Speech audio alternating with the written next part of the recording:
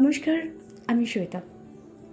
আমার আজকের উপস্থাপনা শঙ্খ ঘোষের কলমে মিথ্যে কথা।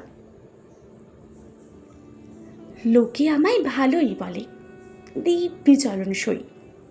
দোষের মধ্যে একটু নাকি মিথ্যে কথা কই।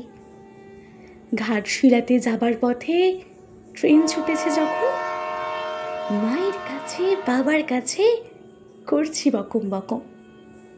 হঠাৎ দেখি মাঠের মধ্যে চলন্ত সব গাছে এক এক রকম ভঙ্গি ফোটে, এক এক রকম নাচে। ওমা, দেখো নৃত্যনাট্য। যেই বলেছি আমি, মা বকে দেয়, বড্ড তোমার বেড়েছে ফাজলামে। চিড়িয়াখানার নাম জানো তো? আমার সেজ মেশর আদর করে দেখিয়েছিলেন পশুরাজের কেশর।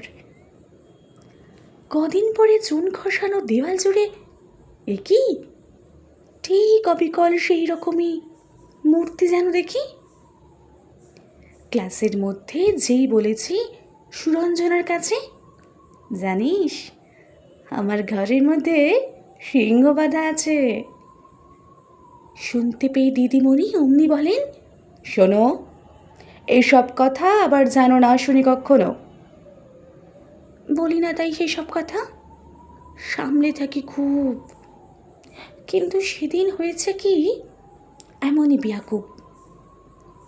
আকাশ পাড়ে আবার চোখ গিয়েছে আটকে। শরৎ মেঘে দেখতে পেলাম রবীন্দ্রনাথকে।